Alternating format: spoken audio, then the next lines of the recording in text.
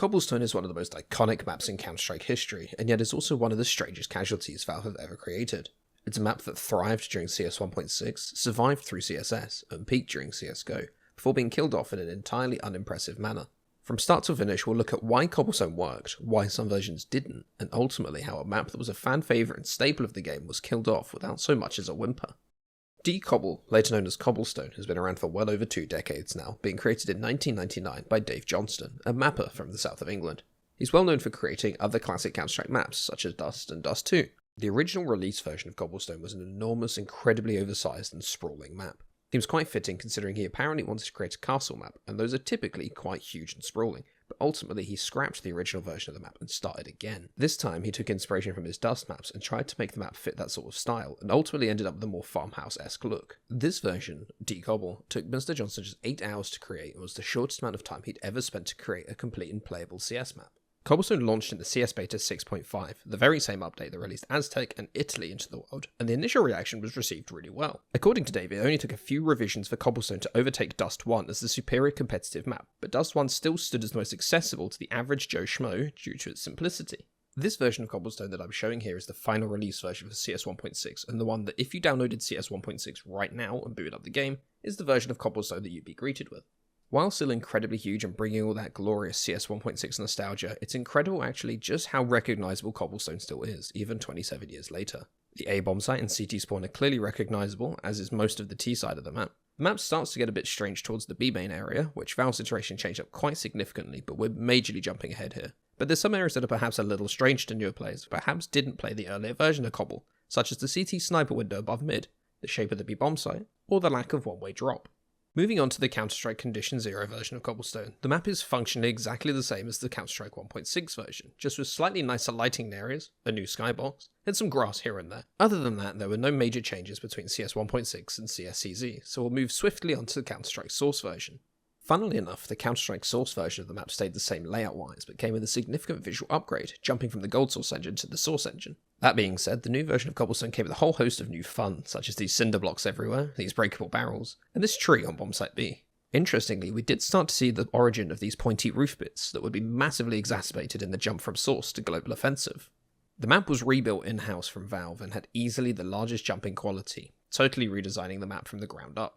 The map went from a collection of courtyards full of boxes to an actual castle. Cannons, broken down walls, statues, tapestries. This map had it all, and alongside all of its new swag, there was a whole host of new gameplay changes. The scale of the map felt much larger, partly due to how tall and far less boxy the map had become, but also because of how open the edges of the map felt now.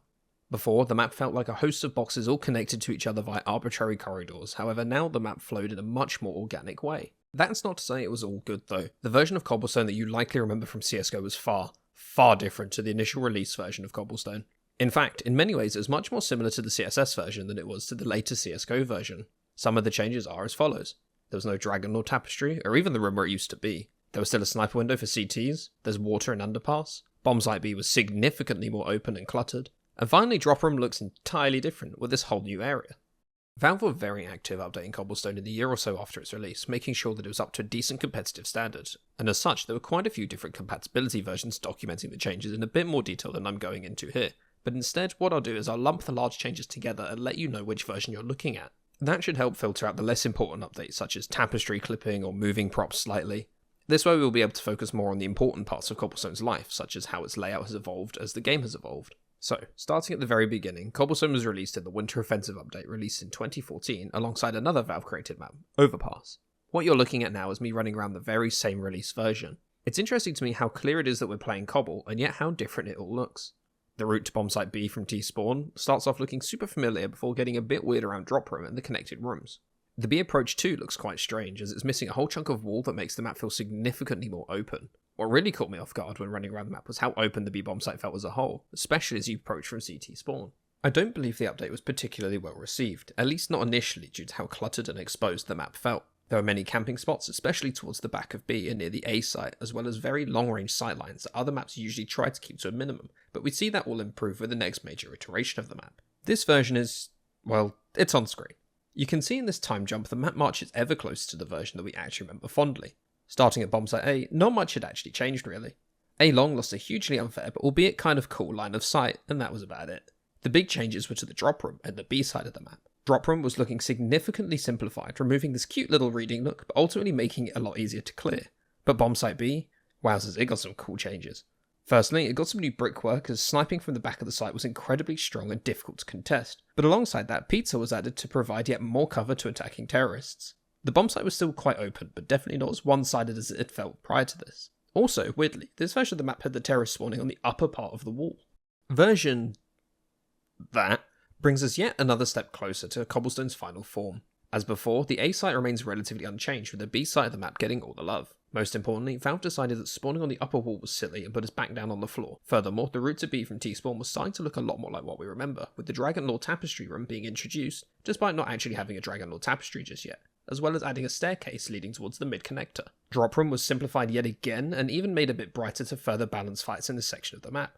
The roof got opened up here to allow for extra grenade usage, and finally, this area at the back of B-bomb's site got further nerfed, blocking up even more vision so you couldn't see into the bomb site anymore from back here. With hindsight, it's painfully obvious what should and ultimately would happen to this site, but it's interesting to see how hard Valve tried to make it work before saying fuck it and blocking it up entirely. Speaking of saying fuck it and blocking it up entirely, welcome to Cobblestone, the real Cobblestone, the peak version that we all know and love, and for all of you that may want to check it out, here is the workshop number. This version really was night and day compared to the previous, with significant changes literally all over the map. Starting at the previously neglected A bomb site, we saw changes to the spiral staircase, and consequently the bomb plant zone. This booster was removed, this generator along was removed, this famous wall was built, and the entrance to A finally got a door. Moving towards mid, the watering connector was gone, as was the entirety of the indoor CT sniper room, instead replacing all that swag with an open door. The T side also lost 90% of their indoor area, but were allowed to keep the gnarly wizard tower for some reason. Perhaps Cobble just wouldn't be the same without it. Moving through T-spawn and into the route to B, we see the path further simplified by knocking down a wall, and the Dragon Lore Tapestry finally being added. The drop room finally had its silly windows blocked up, and been simplified even further by removing the stairs that loop to the other side of the B doors. It's a shame. I don't ever remember those stairs at all, despite having played the game at that time. As a result, however, the window ledge was lowered, as you previously couldn't jump into it, only out of it. B door actually received a door, and removed this whole platform, which oddly I do remember. Most importantly though, bomb site B was drastically overhauled. This brick hut was rebuilt as a chicken fucking coop, the bomb site was centered, and the entrance to B was given a solid wall, and of course the elephant in the room, the back of B was totally sealed up. It was obvious that over time it was just hell to balance, and despite Valve's best effort, it really was just best to remove it and simplify the whole site. It made bomb site B so much more enticing to play towards, as now you could clear angles much more methodically and in a way that made sense, without being worried you're going to be sniped from a flower pot the other side of the map. This is widely regarded by the community to be the definitive version of Cobblestone, with many fond memories being made here, and with this being the version that people often think back to. That's why everyone was so caught off guard when Valve dropped the Halloween 2018 update that re-released Cobble as a nighttime map with some interesting changes. Now, you'll have to forgive me, but it doesn't look like the Halloween version was ever uploaded to the workshop, so I'm showing you a ported version of the Halloween map from CS2. Starting with the less drastic changes near T-spawn, the first thing you'll notice is that we're no longer able to access the entire T side of the map. The toilet area, the flower bed, the entire route to B is closed off, meaning you have to run towards middle. Even stranger is the fact that despite the whole area of the map being deemed irrelevant, the wizard tower is still accessible. This statue became a fire, and another strange update, they removed this doorway, meaning that if you want to go long, you have to jump off these stairs. This felt so unintuitive to me, and it's just so botched, and I can't really see how this change is justified at all. Speaking of strange updates I can't really justify, this rotation from mid to long was entirely removed for some reason. Personally, I think it added some much needed complexity to this side of the map, but apparently Valve had other opinions. Continuing on to the A-bomb site. Wait, A-site? What did they do to you? This is arguably the most egregious part of the update. This was the single most idiotic change that was made during this overhaul. Instead of an actual bomb site design with cover, areas to smoke, and that was actually fun to play around, Valve removed all of that and plonked a cart at the top of the hill. Continuing towards Drop Room, the connector from CT spawn to B remains unchanged, but Drop Room got the other incredibly egregious update. They added these coffins, allowing you to self-boost into the Drop Room. Previously, you could still get up this way, but you had to commit a second player to boosting you up here, whereas now, you can just get behind the pushing Ts if they don't commit a player to holding this area. The rest of this B area is relatively unchanged, apart from the previously mentioned route to T spawn being blocked off, and this ridiculous pile of coffins just abandoned in the middle of B long. It looks awful, it's silly, and it's just clunky. That's the best way I can describe this version of Cobblestone. Clunky. There's clearly ideas here from Valve at how to adjust Cobblestone to further balance it, but I think they just did such a half-assed attempt at it, and as such, is it any wonder that the community reacted negatively? To this day, this is one of the most negative reactions to a map I've seen in my 12 years of playing this game. After Halloween, the spooky theme was dropped and Cobblestone returned to daylight with a slight change to its lighting. It was interesting to see which updates stuck around and which was scrapped. The big fire returned to being a statue, but the T side of the map was still totally removed. The peculiar jump to A-Long also stuck around, but the coffins in mid-connector were scaled back and replaced with barrels to simplify this area a little. For some strange reason, despite the map no longer being spooky themed, Valve decided that the A-bomb site still needs to be a pile of coffins in a random cart at the top of a hill. They were now filled with missiles though, so I guess that's as close to world building as we'll get regarding that. Drop Room had its coffins swapped out for more easily scalable barrels, but we retained the coffins in the Dragonlord Tapestry Room. Mercifully, they removed that absolute monstrosity in Long and opened it back up again, and unfortunately, that powers us straight towards my final thoughts.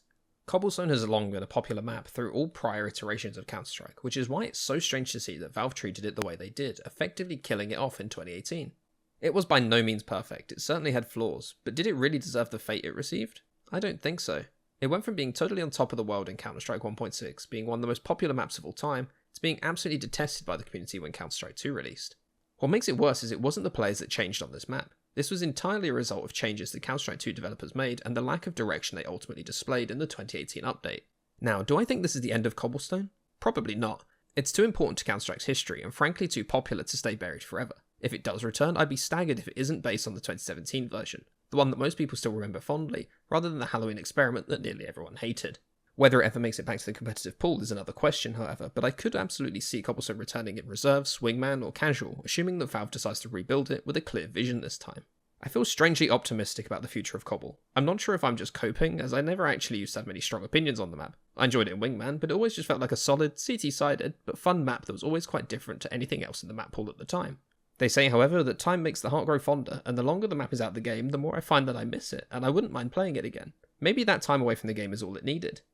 If you've enjoyed this look back at the history of D-Cobble, please don't forget to leave a like and subscribe so you don't miss the next video in the series, the history of D-Cache. And please, let me know in the comments, what do you think the future of Cobblestone may be? Will it be remade, re-released, or stay 6 feet under? I think you'll enjoy this video on the left, and YouTube thinks you'll enjoy this one on the right. And don't forget to use code EGGLE at refrag.gg for a free 3-day trial, and most importantly, thanks for watching.